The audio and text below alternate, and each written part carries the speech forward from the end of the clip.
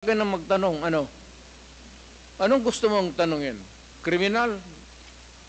Mr. President, I wish to proceed to my next question. Do you know Laod firing range? Do you know? Alam niyo po ba yung Laod firing range? So, hindi, do you know? Nalalaman niyo po ba kung ano Tao yan o saan yung Laod firing range?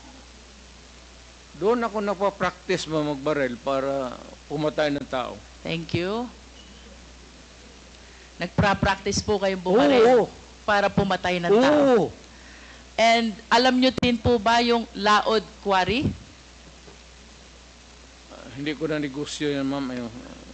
Yung firing range, But at least you are aware that Laod firing range is situated in the Laod Quarry, within the premises and compound of Laod Quarry. Siguro. Tama po ba yun? Within the premises of a quarry, there is a firing range. Do you confirm that, Mr. President? That should be the question. Do you know Ben Laod? Yes, I think so. Who is Ben Laod? Si policeman. He's a policeman. He owns the land He owns the land. where the firing range is located. And do you remember, Mr. President, that the CHR, during the time of the former chairman, Laila de Lima, investigated and inspected this Laod Quarry, where they were able to discover human bones? Are you aware of that?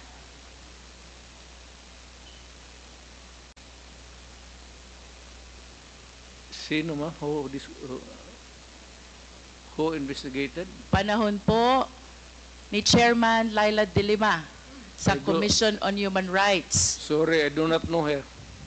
Nag-imbestiga po ang CHR Ay, tungkol siguro. sa extrajudicial killing, kung saan nakadiskubre po ang taga-CHR ng mga buto ng katawan ng tao. Kayo po ba ay aware dito? I am aware of only one bone. Dala-dala ni... Sino yung sinabi mo? Binalot CHR niya. former chairwoman, Laila de Lima. It's there. Hindi, isa lang po.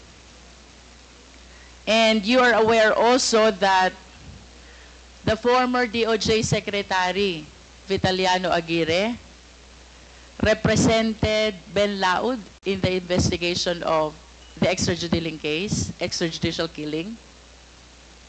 What do I know about the investigation? Or If you about are aware, Aguirre? Mr. President.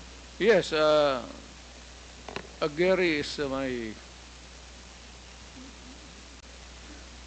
Are you associated? Of course, you are associated to Vitaliano Aguirre as a matter of fact. Is my... Contemporary. sa eskwelahan, no? And during your time, you appointed him even as the DOJ Secretary. Tama po ba? Yes. Because bright. During that time, Mr. President, you were the mayor. Tama po? Mayor of Davao City. No, I cannot appoint a secretary. Hindi ako, mayor lang ako po. So, it has to be Now, let me rephrase my question, Mr. somebody President. else's job, not mine. During the time when these extrajudicial killings happened, you were the mayor? Tama po ba yun? Well, not only during my time as mayor. Was there any point in time, Mr. President, na pinaimbestigahan niyo po itong mga buto ng tao na nakita sa Laod Quarry? Dala nga ni... sino yun? Hindi yun nag-imbestiga doon. The CHR, Mr. President. Oh, si CHR. Kayo po ba'y nagpa-imbestiga? Even during your time as mayor or during your time as president, pinaimbestigahan niyo po ba itong mga buto na nakita sa Laod Quarry? Bakit ako mag-imbestiga ng mga buto dyan na maraming buto ng tao na... So you did not